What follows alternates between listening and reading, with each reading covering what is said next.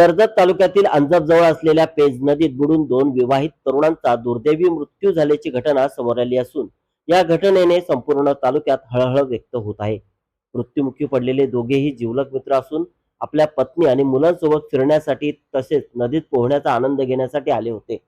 मात्र आनंदाच्या क्षणावर अचानक दुःखाचा डोंगर कोसळलाय.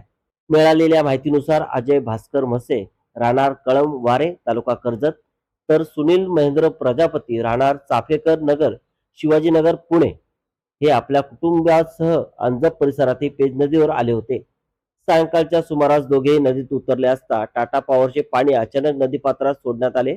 नदीतील पाण्याची पातळी झपाट्याने वाढल्याने दोघांनाही पाण्याचा अंदाज न आल्याने ते पाण्यात बुडाले.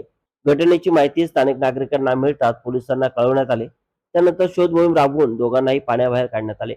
मात्र त्यांना भिपूर येथील रायगड हॉस्पिटलमध्ये आणल्यानंतर डॉक्टरांनी मृत घोषित केले.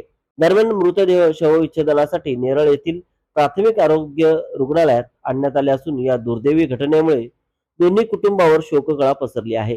पत्नी आणि मुलांसमोरच घडलेल्या या घटनेने परिसरात मोठी हळहळ व्यक्त होत आहे.